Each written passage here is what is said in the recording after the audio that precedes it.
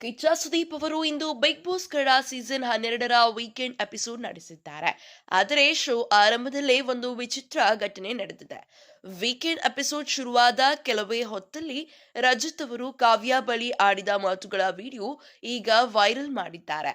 ಅದರಲ್ಲಿ ರಜತ್ ಅವರು ಸುದೀಪ್ ಸರ್ ಅದನ್ನೇ ಹೇಳ್ತಿರ್ತಾನೆ ಎಂದು ಹೇಳಿದಂತೆ ಕೇಳ್ತಿದೆ. ಆ ವಿಡಿಯೋ ಪ್ರಸಾರ ಮಾಡಿದ ಸುದೀಪ್ ಅವರು, ನನಗೆ ಈ ಮಾತುಗಳಿಂದ ಪ್ರಾಬ್ಲಮ್ ಇಲ್ಲ, ಆದರೆ ಹೊರಗೆ ಈ ವಿಡಿಯೋ ತುಂಬಾ ಓಡ್ತಿದೆ ಎನ್ನುತ್ತಾರೆ.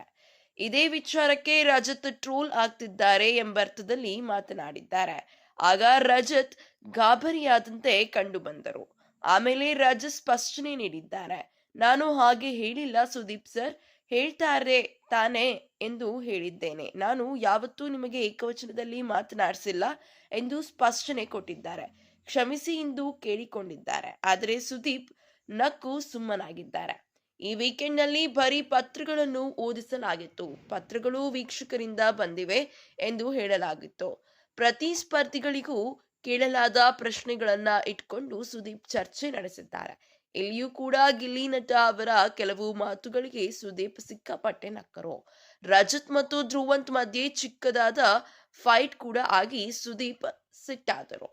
ಬಿಗ್ ಬಾಸ್ ಮನೆಯಲ್ಲಿ ಕಿಚ್ಚ ಸುದೀಪ್ ಅವರು ಕ್ಯಾಪ್ಟನ್ ರೂಮ್ಗೆ ಲಾಕ್ ಹಾಕಿಸಿದ್ದಾರೆ. ಪ್ರತಿ ಸಲ ಯಾರೇ ಕ್ಯಾಪ್ಟನ್ ಆಗಿ ಗಿಲ್ಲಿ ನಟ ಅವರೊಂದಿಗೆ ಹೋಗಿ ಕುಳಿತುಕೊಳ್ಳುತ್ತಿದ್ದರು. ನಾನೇ ವೈಸ್ ಕ್ಯಾಪ್ಟನ್ ಎನ್ನುತ್ತಿದ್ದರು. ಮನೆಯ ನಿಯಮದ ಪ್ರಕಾರ ಕ್ಯಾಪ್ಟನ್ ಕೋಣೆಗೆ ಯಾರು ಹೋಗುವಂತಿಲ್ಲ.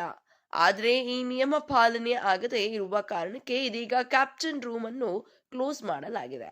ಆ ರೂಮ್ಗೆ ಅದರದ್ದೇ ಆದ ತನ್ನ ಘನತೆ ಇದೆ ಎಂಬುದನ್ನು ಸುದೀಪ್ ಅವರು ಸ್ಪಷ್ಟವಾಗಿ ಹೇಳಿದ್ದಾರೆ.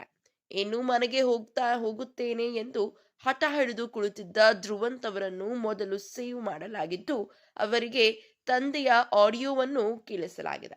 ಇದೇ ರೀತಿಯ ಸಿನಿ ಅಪ್ಡೇಟ್ಸ್ಗಳಿಗಾಗಿ ಹಾಗೂ ಕನ್ನಡ ಬಿಗ್ ಬಾಸ್ ಸೀಸನ್ 12ರ ಲೇಟೆಸ್ಟ್ ಅಪ್ಡೇಟ್ಸ್ಗಳಿಗಾಗಿ ಈ ಕೂಡಲೇ ನಮ್ಮ ಸ್ಯಾಂಡಲ್ವುಡ್ ಕಥೆಗಳು ಯೂಟ್ಯೂಬ್ ಚಾನಲ್ ಅನ್ನು ಸಬ್ಸ್ಕ್ರೈಬ್ ಮಾಡಿ. ಹಾಗೆ ಪಕ್ಕದಲ್ಲಿ ಕಾಣ್ತಿರುವಂತಹ ಬೆಲ್ ಐಕಾನ್ನ ಕ್ಲಿಕ್ ಮಾಡಿ.